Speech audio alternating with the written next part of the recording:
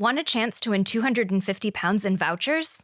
All you have to do is fill out the Ballpark's listener survey. It takes just 15 minutes. The Ballpark podcast is celebrating our 10th anniversary in 2026, and after more than 130 episodes covering U.S. politics, we want to hear from you to shape our next decade. So hit the link in the show notes for the survey details and prize draw terms and conditions. Share your thoughts, and you could be £250 better off.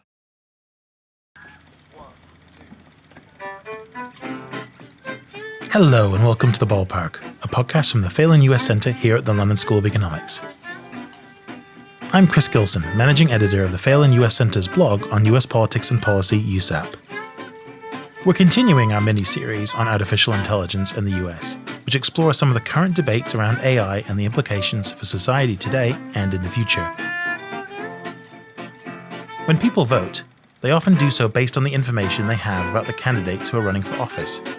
But the growth of social media has opened up new avenues for the spread of false information, including in politics. Now, AI has entered the mix, with artificially generated content further muddying the waters of the information people see when they're online. To talk about social media and politics and how AI can help spread or tackle disinformation, I spoke to Dr. Josephine Lukito, Assistant Professor at the University of Texas at Austin School of Journalism and Media. Her research specializes in malicious political language in the public sphere, focusing on cross-platform flows of messages and frames about global economic and political issues. We discussed how social media and AI are influencing political communication, disinformation, and election strategies in the US and globally, and about the evolving role of platforms, algorithms, and AI tools in shaping elections and democratic governance. I began by asking Dr. Lukito to outline their research and current work. My name is Josephine Lukito. I study disinformation, misinformation, other forms of false content, especially on social media when it comes to political elections, both in the United States as well as around the world. Thank you so much. So for my first question, you've written extensively about social media and its role in political events, such as revolutions and elections. Reflecting on your 2023 paper, Competing for Attention on Twitter during the 2012 and 2016 US presidential debates, what are some of the ways Twitter, now X, and other social media platforms have been used during US elections, and how has that use evolved across successive elections?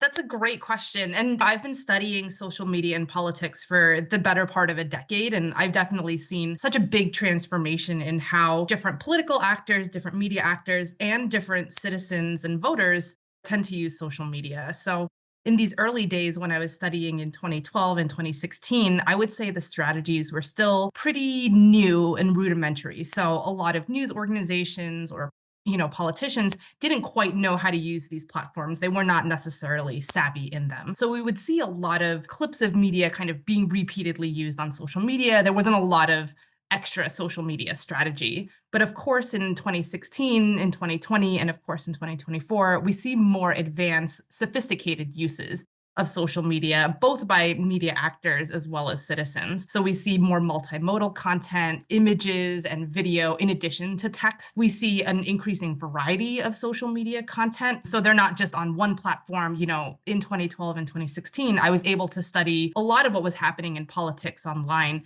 just on Twitter. And now I have to study Twitter or X and Facebook and Instagram and TikTok, and it's kind of all over the place now. And of course, we see this more sophisticated use of professionalized content, whether that's more professionalized forms of text and audio, or the use of things like artificial intelligence, search engine optimization, other sort of digitized strategies that we did not see earlier on.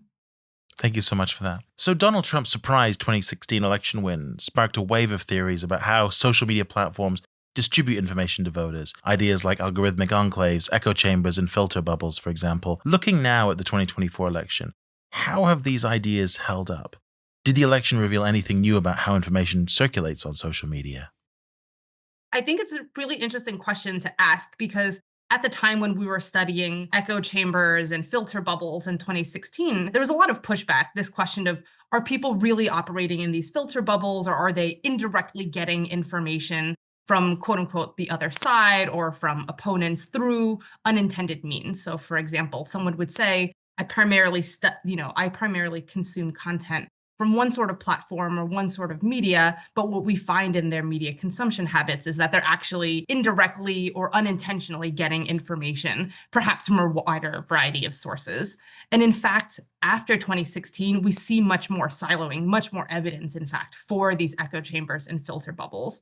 And I think this is for a couple of different reasons. For one, in 2024 compared to 2016, we have a lot more social media platforms.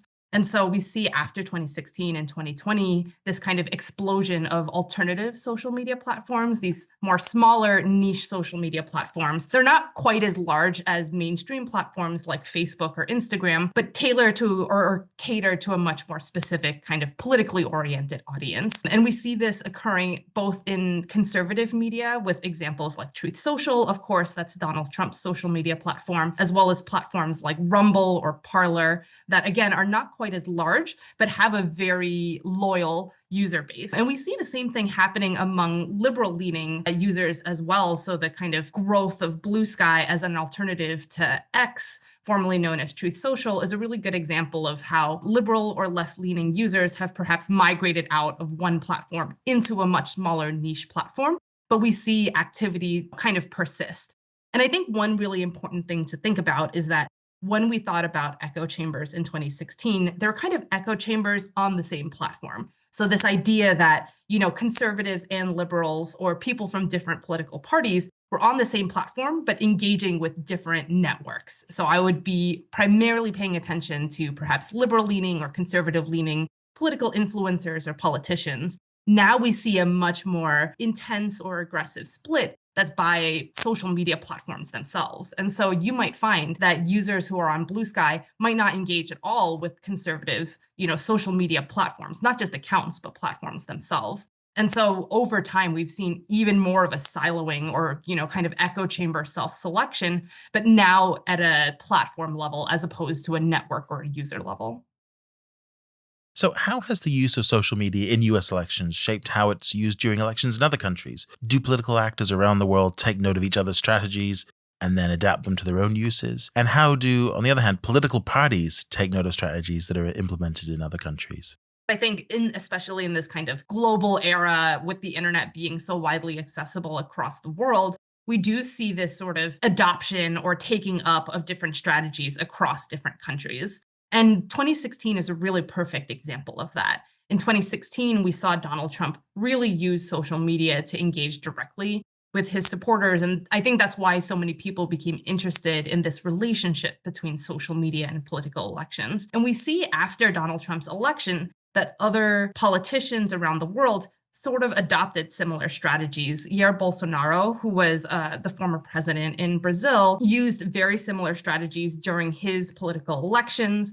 We see similar strategies used by Marine Le Pen in France and other sort of populist right-wing political candidates in Europe, in the global south, and kind of around the world. And I think those sort of strategies would not have been adopted if they had not seen the success of Donald Trump previously. And if we take even a further step back, we see that Donald Trump and a lot of his strategies did not come out of nowhere, right? He's been someone who's incredibly media savvy. For all the critiques of him politically, he is someone who has been in the public eye for decades at this point. And so we see the use of sort of traditional media strategies that he developed and honed over time at The Apprentice and his other reality TV shows being adopted on social media and then now being taken up by other politicians and world leaders who see the effectiveness of his strategy. We also see, when it comes to not world leaders or people who are perhaps not at the very top of their political campaigns, still using these strategies as well. So we see lower level politicians realize that if Donald Trump can do this, Lauren Boebert can do this, Matt Gaetz can do this, smaller politicians, as well as political actors like disinformation actors or troll armies. And so we see that the strategies being implemented by world leaders those can be adopted by people who do not have nearly as many political resources or financial resources, but are just as eager to develop this political user base. So, online political polarization and the spread of disinformation and conspiracy theories by both state and non-state actors predates the current concerns around artificial intelligence. But more recently, How have political disinformation and AI started to intersect? Is AI helping to further spread these sorts of messages, or is it potentially a solution to tackle this problem? I think I would have given you such a different answer 5 or 10 years ago, just because artificial intelligence as a technology space has really exploded over the past 5 to 10 years. And I want to kind of split my answer into two major considerations because there's artificial intelligence, kind of the use of algorithms either to serve content or to primarily to serve content target audiences is kind of different from the use of generative AI, which is the use of artificial intelligence tools to create new media and content. And so I want to focus first on the artificial intelligence broadly, and then I'll pivot to generative AI.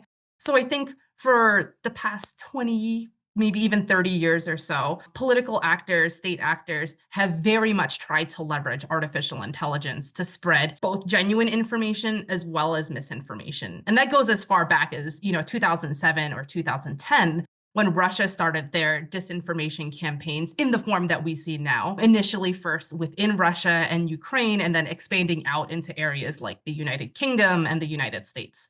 And we see even early on, there was a lot of efforts to micro target different audiences, either by race or geographic location, or perhaps their age. They were very much at some point trying to target 18 to 29-year-olds, for example.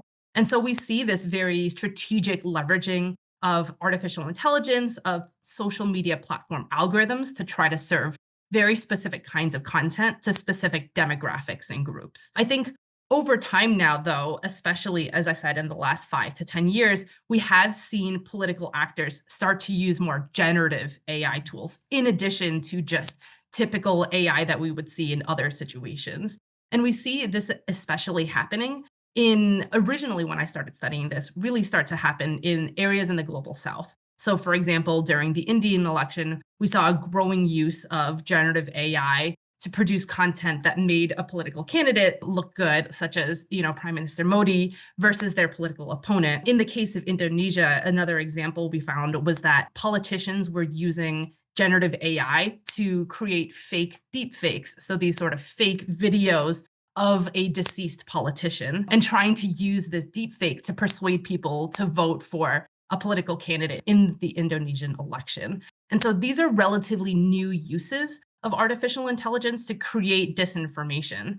And what, I think is especially troubling now is that as we see these sort of strategies for disinformation production with Gen AI develop, we do not see regulations and policy match up with that. And so I definitely think it is possible to use artificial intelligence or Gen AI to either tackle the problem, perhaps by identifying that content and removing it, or by creating, media literacy and AI literacy tools that help people understand what these kind of videos and forms of disinformation are. And I would love to see more of those efforts being, supported financially and otherwise. But what I tend to find is that regulation, both from the platform side as well as the government side, be really behind on trying to identify Gen AI produced disinformation. Just like to ask a technical follow-up, really. I think people online have been used to seeing things like photoshopped images for a long time, and now generative AI images are kind of within that sort of stable. Are these kind of images now so, I guess, real is what I'm trying to ask? Are they indistinguishable from reality, thinking about these sort of deep fakes, or is it sort of the way that people interact with social media means that they're more likely to get it under the doorway of people's consciousness? Yeah, it definitely does. And I think it's such an interesting and tricky question because I think people vary in their AI savvy. I think some people are either based on experience or media literacy better able to detect this than others. One really scary thing that I've noticed over the past even 2 years, right, within the last couple of months is that generative AI for images and video have gotten so much better. And so I think the strategies we've had in the past for detecting Gen AI images like the extra fingers or, weird looking patterns, those things are kind of disappearing. These tools are becoming much, much more efficient over time. And the other thing that I would build on top of that is that, I think Photoshop and generative AI do not happen independently. Oftentimes they're being used together. So what I mean by that is someone like a disinformation actor might create a Gen AI image that's like not perfect, but could be, persuadable. And then they'll actually go in on Photoshop and correct those mistakes, which makes it even harder for it to detect. And so I think when it comes to, artificial intelligence, it is going to be harder and harder for humans to detect it without some sort of safeguard or transparency marker. We see those things when it comes to advertising. For example, a lot of political influencers, or if you're, a brand influencer, you have to disclose if your post or social media account is promoting branded content or if something is an advertisement. And I would love to see some similar policy being implemented for artificial intelligence, but I haven't quite seen that yet. So, looking ahead, how might AI be further weaponized in politics? And are governments doing more to safeguard democratic processes or to exploit these tools themselves? We tend to see more exploitation, I would say, right now rather than safeguarding, partly because it's being really difficult to advance policies related to artificial intelligence. We certainly see that within the United States, largely for political and financial reasons, but we see that elsewhere around the world too, that governments are realizing that social media platforms are a space where they can persuade, sometimes manipulate their citizenry. And so I would love to be more optimistic on that end, but perhaps I'm a little bit more pessimistic. In the area of artificial intelligence being weaponized in politics, I think a lot of the focus, myself included, has been very much on political leaders, world leaders, and politicians, just because they're so financially resourced and able to leverage the cost of producing a lot of information, both disinformation as well as genuine information using artificial intelligence. Over time, I think AI and generative AI in particular will be weaponized by smaller actors and audiences. So we talk about this often when it comes to terrorist groups, for example, this kind of growing use of artificial intelligence, particularly for groups that are not as financially resourced to be able to like pay for really large advertising campaigns, start to use artificial intelligence in unique ways that we don't typically expect from world leaders in other places. And so that's what I'll be looking out for in the future. Is there anything that we as users and consumers of social media can do or should be doing when faced with AI generated content, including disinformation? I think one of the things that I've been impressed by when it comes to citizens is the sort of commenting or discussions around artificial intelligence. I think we tend to perceive audiences as perhaps not as savvy as they actually are or not willing to engage with this content. But I have seen across different social media platforms a sort of calling out of AI generated content or AI generated disinformation. And so that gives me the kind of like, that's my silver lining. When I find AI generated content, I often turn to the comments and I try to see, are people calling that content out? And I think that's something that your audience members, other citizens, I would encourage them to do that, either to report AI generated disinformation in particular, really leverage the content moderation tools that are provided by social media platforms, and to just call it out, actually provide a comment or engage with that in a negative or critical way. And I find that a lot of interesting discussions really happen in those comment sections. So someone might say, this is AI generated content. A second user might say why, and we see a much more robust conversation for, I can tell this is AI generated because the lighting is off, because I can tell the text is not as clear as it should be, or is kind of typical to what I've seen in other image-based disinformation. And I think that sort of user sharing of how to identify these strategies is really, really important. Donald Trump's 2016 campaign popularized the idea of the mainstream media as producers of what it termed fake news. And in the lead up to I think it was the 2024 election, he launched Truth Social. What have been the advantages of this strategy, and to what extent does it continue to hold political influence? Do you think similar approaches might be successfully adopted by other election candidates in the future?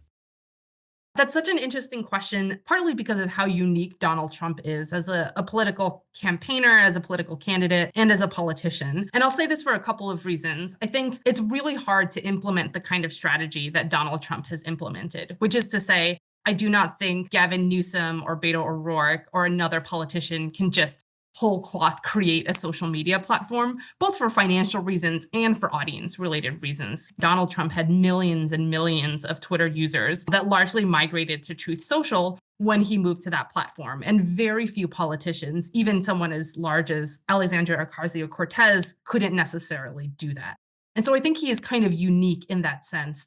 both in his ability to create a social media platform and to garner an audience on that platform. However, it has very much worked to Donald Trump's advantage for a couple of reasons. First, I think he's able to communicate on Truth Social in a way that is unfettered compared to his activity on mainstream platforms. He can say whatever he wants because he essentially manages the content on that platform, right? And so content that might be moderated or removed on Twitter or Facebook, as we've seen in the past, will not get moderated out of Truth Social.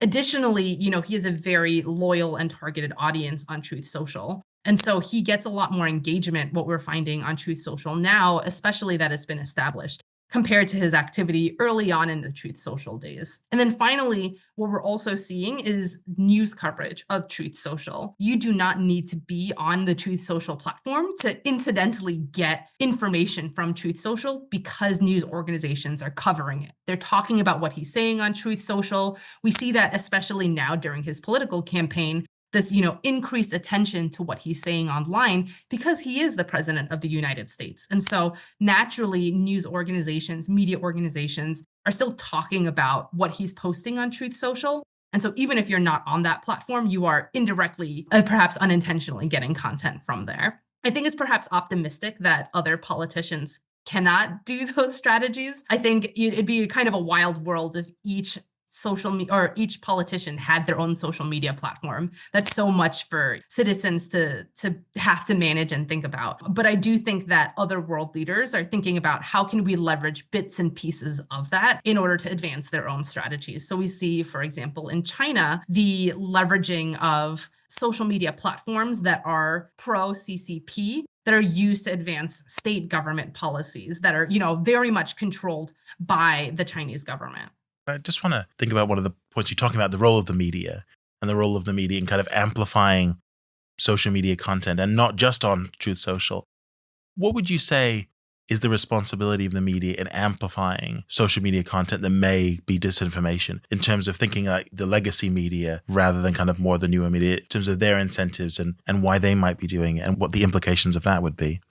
I think this is such an important question because as much as digital media and social media news providers or information providers have gotten bigger or more popular, news media, traditional news media, still plays such an essential role in our media ecosystem. We find across all social media platforms that the mainstream news organizations still have larger audiences, still tend to garner a lot of attention when it comes to political campaigns because traditionally mainstream media has had so much access in a way that a typical citizen or even a typical political influencer does not have that level of access.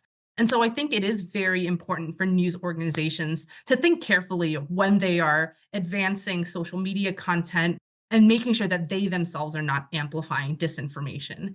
We see that over the past couple of years, news organizations have gotten better at this. So we see in the past that when news organizations used to use social media content, they might just share it without really a consideration of fact checking. So traditional news strategies of verification, double checking the information might not have been present in 2012 or 2016 in their kind of early days. And we see news organizations get a lot better at those sort of strategies. One thing that I wanted to note in 2020, when Donald Trump got suspended from Twitter, when he got suspended from Twitter, all of his tweets that were embedded into news stories actually got cut, which is to say all of these news stories about Donald Trump and his Twitter activity looked really wonky because all of his tweets had been removed because he had been suspended. And based off that experience, a lot of newsrooms and journalists realize that they can't necessarily embed a social media post. They have to take a screenshot. They need to archive it in addition to embedding it into their story. And so over time, we see news organizations also become a little bit more sophisticated in their fact checking, in their archival work, and in their reporting of social media content, both from politicians as well as everyday users. A question for you. Have you filled out the Ballpark survey yet? It's just 15 minutes, helps us get ready for our 10th anniversary, and, if you're lucky, you might win 250 pounds in vouchers. Moving beyond the US political landscape, your recent paper, Does Social Media Level the Political Field or Reinforce Existing Inequalities? Cartographies of the 2022 Brazilian election, that found that candidates from poorer regions or with fewer resources were largely absent or had low online engagement. What effect did this have on their electoral outcomes, and is a stronger social media strategy something that would have helped them? It's hard to know definitively if having a more advanced social media strategy would have helped them electorally. But we do find that better resourced politicians, especially in their media budget, tend to do better because they are reaching out to larger audiences. People have a sort of name recognition to people who have a large social media or digital media or media presence. And I would say in the past, politicians have really tried to leverage things like earned media, like appearing more in news organizations or in news content in order to gain that name recognition. But we see increasingly that low resourced politicians are able to use social media to garner that sort of audience, AOC in the United States being a good example of that. I think at this point now, both in the Brazilian case, in the US case, and elsewhere, we still see this sort of inequity where politicians who do not have as many financial resources are still not able to build their social media campaign. And so I think over time, we will see that change, particularly as politicians realize that they can use social media in order to garner audiences, gain supporters, not just for elections or like not just for voting, but for fundraising, for attending, rallies and things like that. And some of my more recent work in the United States and elsewhere has shown that politicians have started to use these social media platforms beyond just asking people to vote. We're seeing politicians ask people to do other things on social media, fundraising being a really excellent example of that. More broadly speaking, what role do Facebook and other social media platforms, advertising tools, and algorithms play in amplifying some political candidates over others? And then, what extent do paid promotion and the way that the platforms are designed shape who gets heard and who gets left out? A good social media campaign for a politician typically has multiple pieces in it. You have someone who's speaking to news organizations, you have someone who's creating advertisements, and you have someone who's creating perhaps organic or more natural content. And it's really a triangulation of a whole variety of different methods or strategies that politicians are using to try to reach out to audiences. And I think as much as I focus on organic content or content that's created like on a politician's social media platform, I cannot disengage with or I cannot disregard the importance of Facebook advertising, of political advertising, especially for politicians who really want to reach specific audiences. So in the case of, I'll use Donald Trump or your Bolsonaro again as an example, if you are posting something on your own personal account or your politician's account, you can't necessarily control who sees that content. Certainly your followers can, but you can't target so specifically by demographic or by geographic location. And this is where advertising can be really advantageous.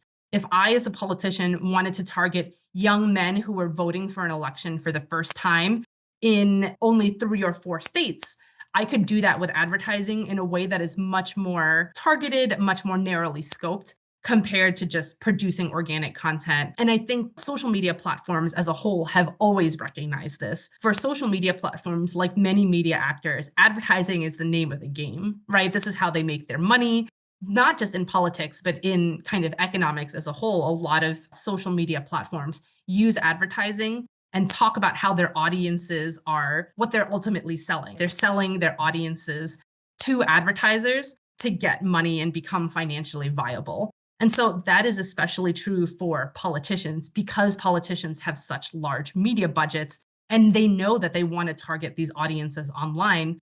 And so social media platforms and politicians ultimately have a sort of symbiotic relationship.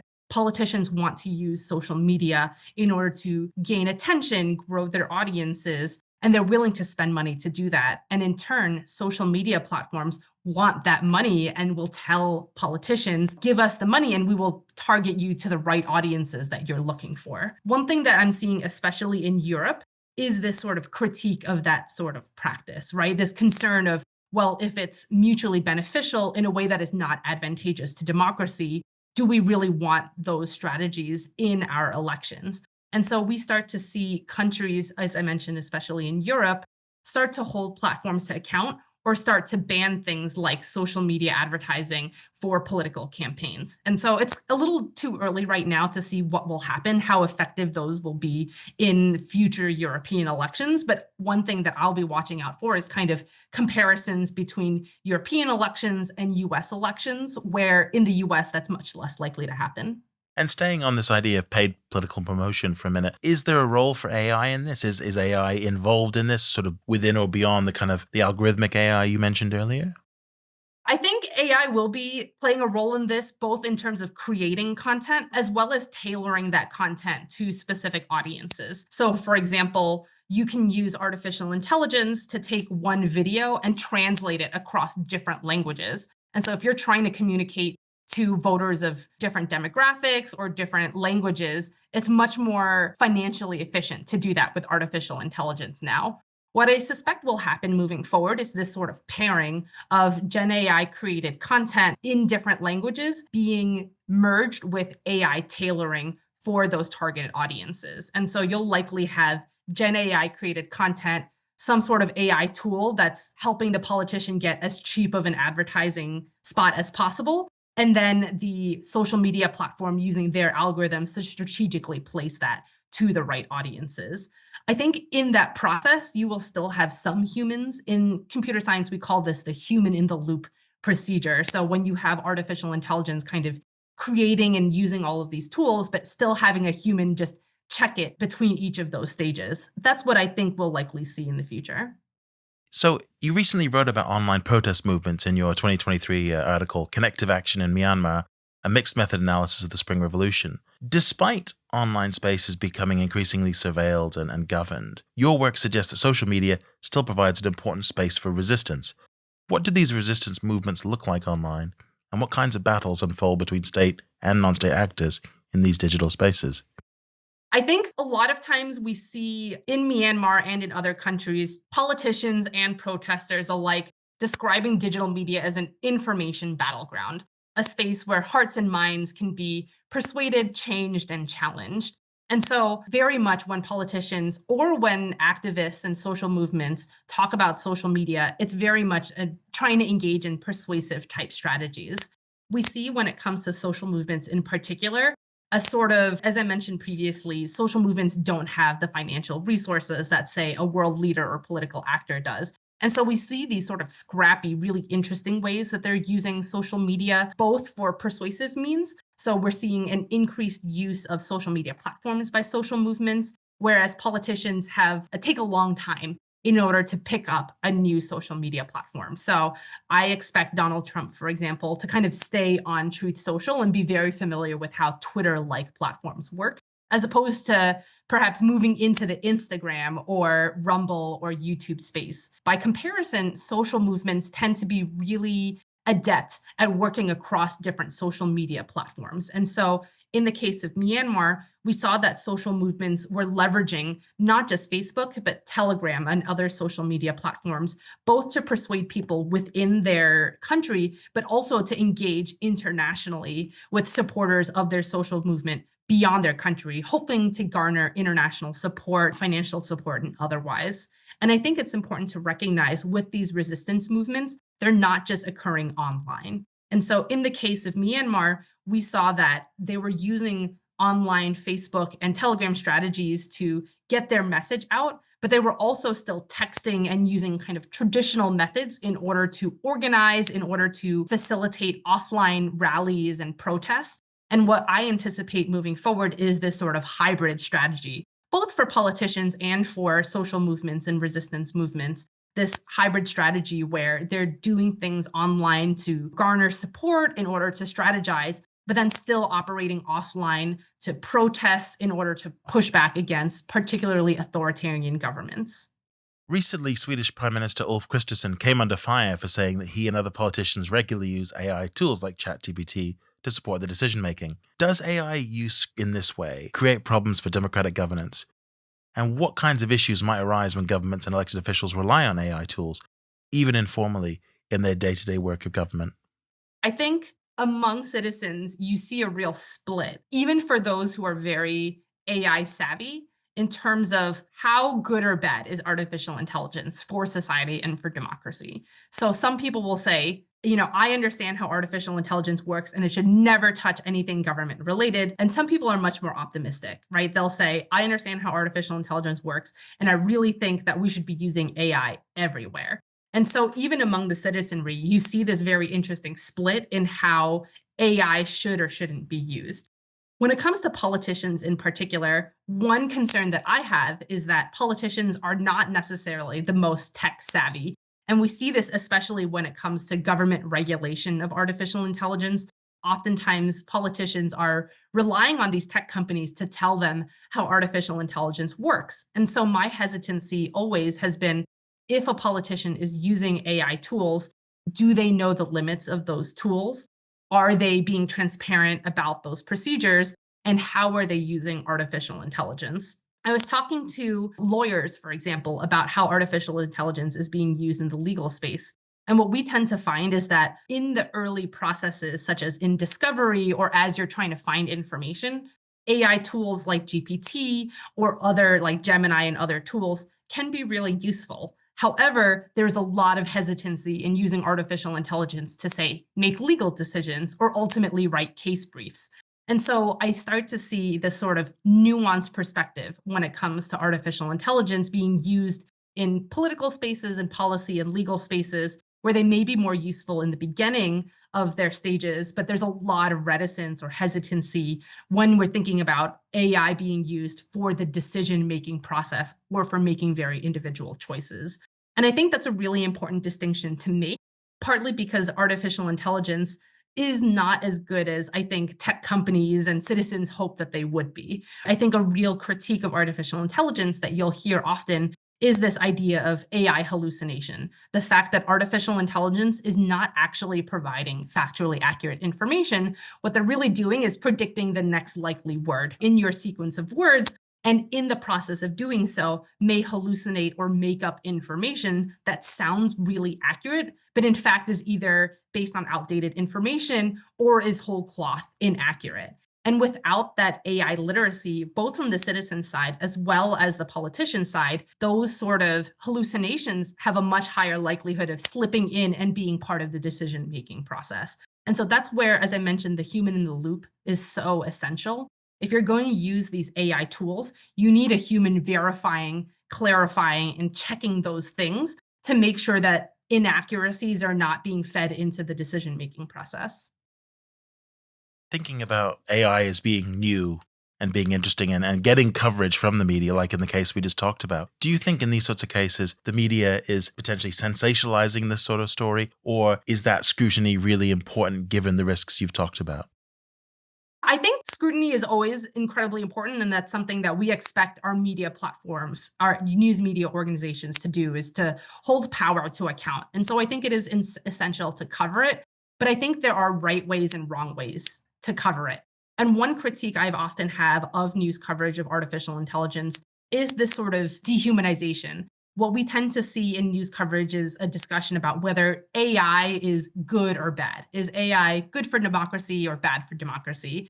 And I think that plays into how people talk about it. Is AI inherently good or bad? But really, what's important are the people that are behind the artificial intelligence tools, right? Are politicians using AI effectively or non-effectively? How are tech companies making financial decisions that play into how artificial intelligence works? So, for example, one of the most popular AI tools is, of course, GPT, which was created and developed by OpenAI. And one recent development in this space has been the advancement of a new model called GPT-5, which replaced GPT-4 and GPT-4o. A big critique among those who are using OpenAI and GPT right now is that GPT-5 is less personable. It's not as, polite to the user. Perhaps people who have developed long-time relationships or conversations with GPT tools have felt that GPT-5 in particular is less personable. However, from OpenAI's perspective, they're financially incentivized to have a tool like GPT-5 because it's very much built for programmers. It's built for people to write code and for companies to write code efficiently in a way that they don't have to pay a programmer to do so. And so as we think about these AI tools, It's not about whether GPT-5 is good or not. It's really about what is OpenAI trying to do financially when they are building a tool like ChatGPT. And I really wish news coverage would talk about artificial intelligence from that human perspective instead of attributing it all to the technology itself or operating in this sort of technologically deterministic way. Thank you. And I think that's a really good place for us to finish. But before we do finish, I'd like to invite you to direct our listeners' attention to any new work or materials that you think they might find to be of interest. One of the most important things in doing this work on artificial intelligence and disinformation, at least for me, is realizing the importance of archives and the importance of archiving this information because it disappears so quickly. We have content on Snapchat or Instagram disappearing as soon as you see it or disappearing within 24 hours. We see politicians deleting content all the time, especially if it's getting negative traction or bad press or something like that. And I think efforts in the past, like PolitiOops from ProPublica, would archive and record all of these deleted messages from politicians. And so in the effort of trying to archive this sort of content, one effort that I've had with a couple of colleagues is called Candidata, Canidata. And it is an effort to archive all content produced by politicians across, I believe, 12 different social media platforms within the United States. In 2024, we focused very much on federal candidates running for Congress or running for a gubernatorial seat. We are now expanding into state-level actors across all 50 states. And I think over time, we're going to see these similar efforts of archiving politicians' messages, whether organic, whether AI-generated, whether real, whether disinformation, hopefully across other countries as well. Just remains for me to say, Professor Josephine Lukito, thanks so much for speaking to the Ballpark. Thank you for having me. Dr. Josephine Lukito is Assistant Professor at the University of Texas at Austin's School of Journalism and Media. And that's it for this episode of The Ballpark. Thanks to Dr. Josephine Lukito for joining us in this episode. For more information about the Phelan US Centre, you can go to www.lse.ac.uk/United-States. On X and Instagram, we're at LSE_US, and on LinkedIn, we're at LSE United States. This episode of The Ballpark was produced by Chris Gilson and Avan Fatah. Our theme tune is by Ranger and the Rearrangers, a Seattle-based gypsy jazz band. You can look them up at rangerswings.com. To listen to all our previous episodes, just enter LSE Ballpark into your search engine of choice. You'll find us. We're free to listen to, and like lots of other podcasts, we're ad-free. We'd love to hear what you think about the show. Email us any feedback at uscenter@lse.ac.uk, or you can send us a tweet at LSE_US. And tell your friends about us. If you like what you've heard, then please rate and review us via your podcast platform. Helps other people find the show. The content and opinions expressed in this podcast do not reflect those of the Phelan US Centre or the London School of Economics. Thanks for listening.